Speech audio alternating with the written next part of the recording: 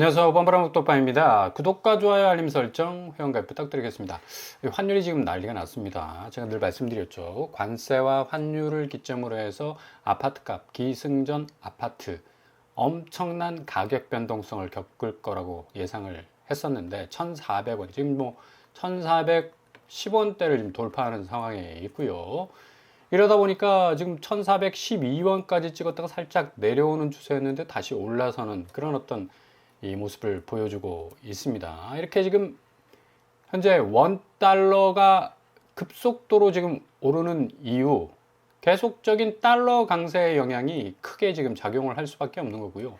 일단 페드에서 기준금리 인하에 대한 어떤 의지가 상당 부분 많이 꺾였죠.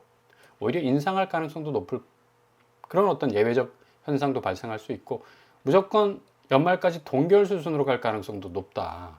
그래서 지금 달러 인덱스 자체가 내려오지를 않고 있습니다.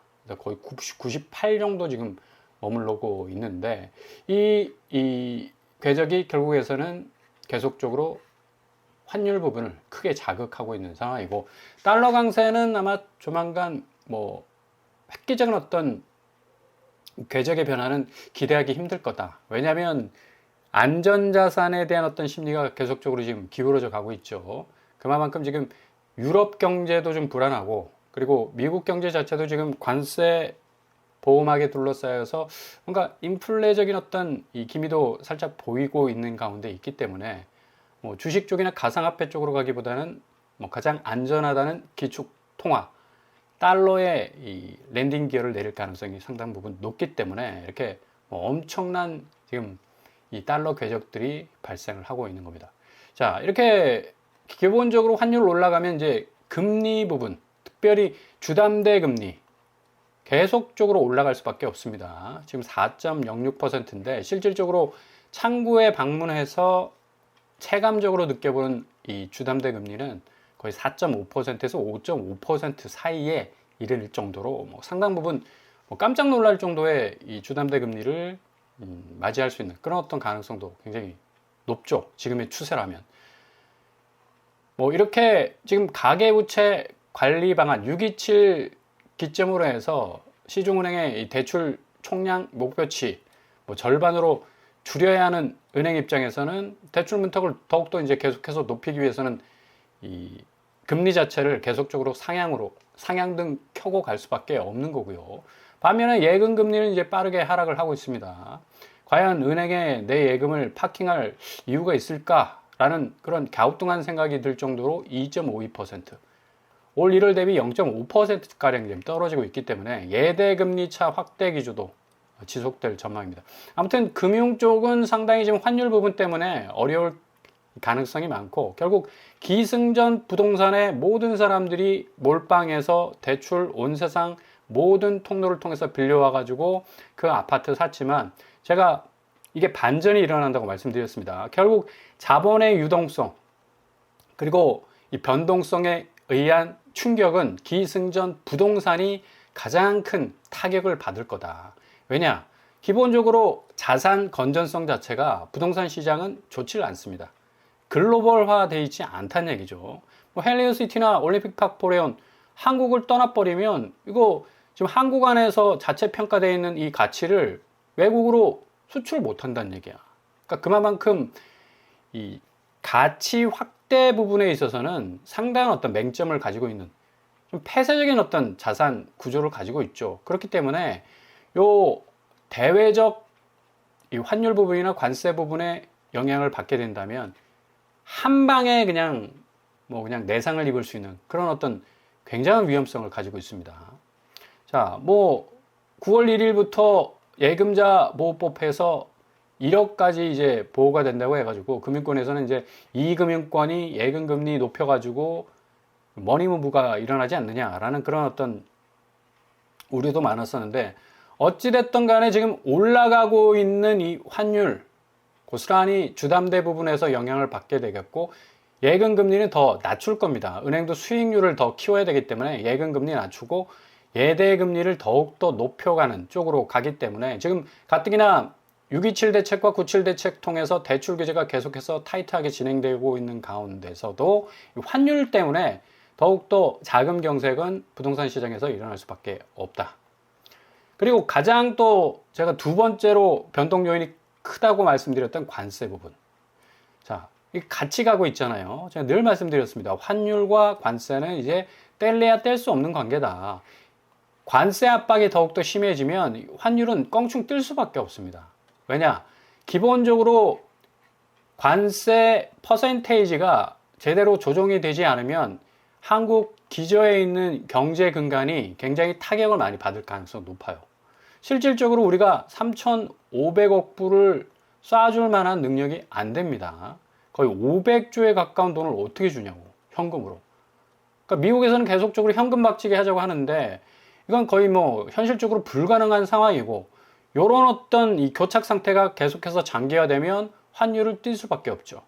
그리고 가장 위험적 노출이 심한 곳, 증시가 아니에요. 한국은 부동산 시장입니다. 왜 정부가 계속적으로 부동산 시장에서 증시 쪽으로 돈을 머니무브 해야 되느냐라는 어떤 그 의제는 바로 이런 어떤 이 위험성이 깔려 있기 때문입니다.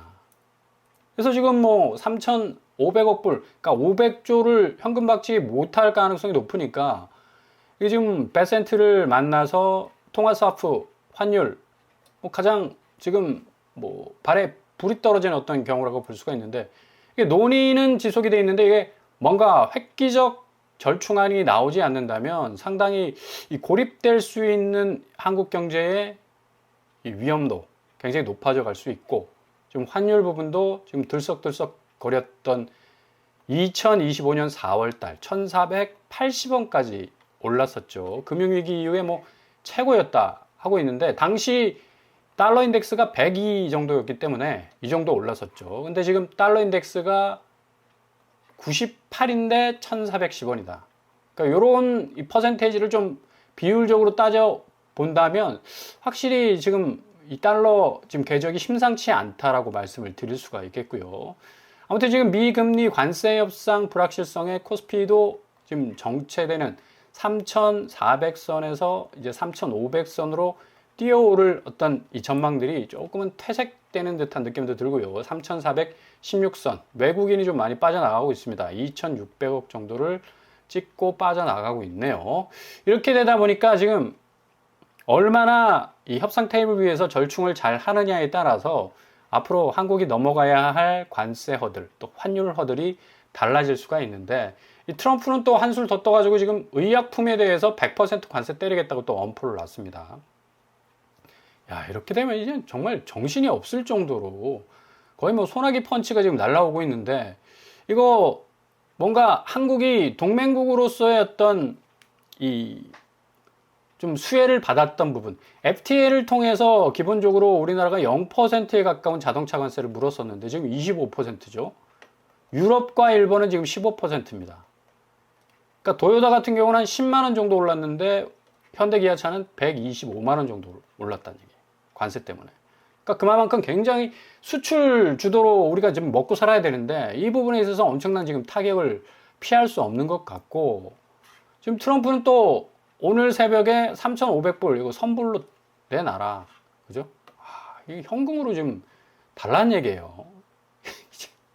이게 500조를 이게 계좌에다 쏴준다는 것 자체가 지금 외환보유고 상황을 좀 감안하면서 이게 액수 조정이 돼야 되는데, 이게 계속적으로 지금 교착 상태에 빠져 있다. 우리나라 외환보유고가 416억 달러입니다.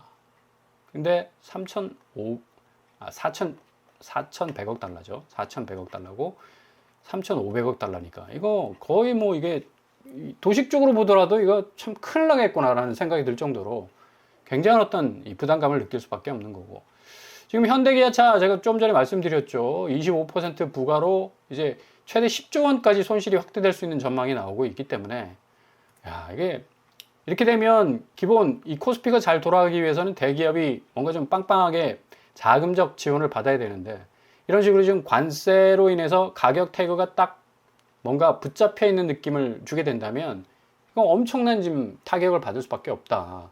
그래서 하여간 정부가 단기적으로 절충안을 좀 잘 마련해서 이 높은 허들을 좀 가야지만이 한국 경제가 좀 다시 도약할 수 있는 어떤 발판을 마련할 수 있겠는데요. 미국이 너무 좀 무리한 요구들을 좀 한국에 대해서 좀 많이 하고 있기 때문에 이 부분을 좀 얼마나 지혜롭게 좀 잘 절충을 해서 넘어가느냐, 타협하느냐, 협상하느냐에 따라서 뭔가 달라질 수 있다. 그 결과가 달라질 수 있다라고 말씀을 드릴 수가 있습니다. 근데 지금 제일 우려가 되는 게 지금 IMF 당시에도 이랬거든. 1997년 경제가 굉장히 어려웠습니다. 당시 대기업도 그때는 뭐 관세 영향이 아니었고 상당히 좀 이 달러를 땡겼었던 이 부채 문제 때문에 기업 부채가 뭐 거의 뻥 터졌었죠. 근데 지금 부동산이 문제입니다. 지금 분위기 쎄하게 돌아가고 있는데 나 홀로 달리고 있는 곳이 지금 부동산이야. IMF 때 똑같은 양상이 벌어졌었어요. 그죠? 그러니까 계속적으로 풀악셀을 밟아가지고 아파트 값을 펌프질을 하고 있는 겁니다.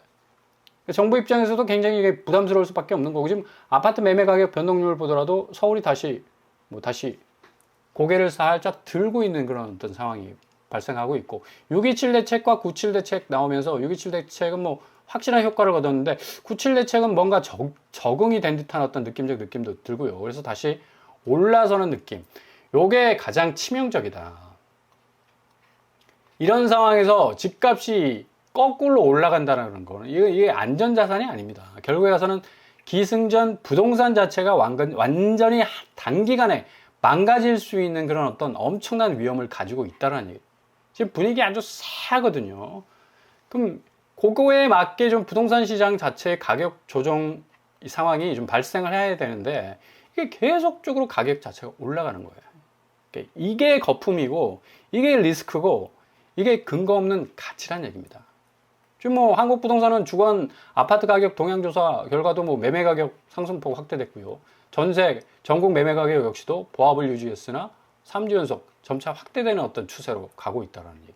지금 최고가 순위를 뭐 9월 달도 뭐 현대 8차, 반포자이, 레미안 라클스 뭐 50억 이상 아파트 최고가를 뭐 빵빵 쏟아내고 있습니다. 이것 자체가 지금 뭐 일본 버블을 능가할 수 있는 엄청난 이 지뢰밭이 깔려 있는 거라고 말씀을 드릴 수가 있겠고 지금 관세와 환율 때문에 지금 전체적인 한국 경제의 기저현상에 뭐 빨간불이 들어올 지금 지경인데 나 홀로 지금 풀악셀 받고 가고 있는 이 부동산 시장 굉장한 어떤 위기가 닥칠 그런 조짐이 분명히 보인다는 얘기죠. 그래서 국토부가 지금 아파트 집값 띄우기 의심 무려 한 400건에 가까운 그런 건수들을 디테일하게 들여다보고 있습니다. 계약 해제 중심으로 해서 집값 띄우기 의심 정황이 나 있었던 주로 20억 이상의 아파트 살펴보고 있다는 얘기죠. 요 결과 나오면 참 기가 막힌 또 그런 어떤 데이터들이 나올 가능성 높습니다. 그래서 국토부가 작심하고 지금 2023년 3월부터 2025년 8월까지 서울 아파트를 계약한 후 해제한 신고 거래 가운데 의심 정황 디테일하게 살펴보고 있는데 이것도 아주 굉장한 어떤 결과가 나올 가능성이 높아요. 그리고 대출난도도 6억에서 4억으로 가계비 총량도 축소할 가능성도 이렇게 뭐 집값이 안 잡히는데 남은 규제 카드는 이제 보유세를 올리거나 혹은 토지를 지정을 하는데 이거 당장 또 어렵다는 또 평가도 나오고 있고요. 아무튼 뭐 열심히 최고가를 중심지에서는 찍고 있지만 실질적인 거래가는 뭐 금매를 던지는 집주인 입장에서는 빨리 가격을 내리지 않으면 못 팔고 나가니까 또 큰 파이로 내려가는 것들도 많고 또 국토부의 이런 어떤 이 기획조사 결국 헬리오시티도 최고가를 찍었었죠. 근데 뭐 취소 거래 보십시오. 이렇게 뭐 난장판입니다. 그리고 뭐 32평 역시도 밑장 빼기 수법으로 수법은 아니지.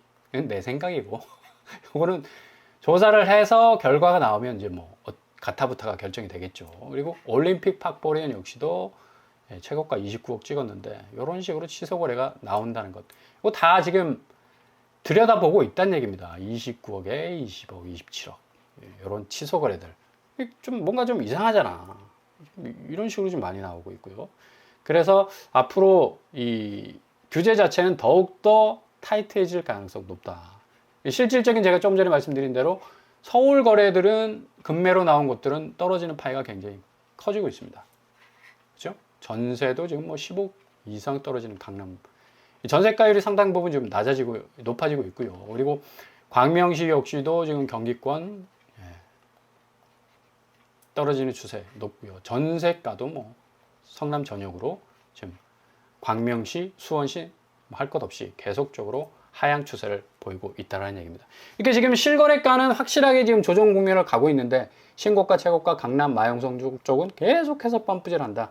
근데 그 외곽의 대외 변수, 관세와 환율, 지금 환율이 지금 가장 빨리 반응하는 영역이기 때문에 엄청난 지금 변동성을 가져오게 될 거고, 관세로 인해서 이 협상이 장기화될 경우 수출 기조에 또 굉장히 많은 문제가 발생하기 때문에 앞으로 기승전, 아파트 값은 거의 지금 계속적인 어떤 상향등을 키고 가다가는 한 방에 그냥 골로 갈 수 있는 엄청난 위기가 닥칠 가능성 어느 때보다도 높다는 얘기입니다. 그러니까 무엇보다도 좀 조심조심하고 자중하시면서 지금 상황을 잘 디테일하게 들여다 보실 수 있길 바랍니다.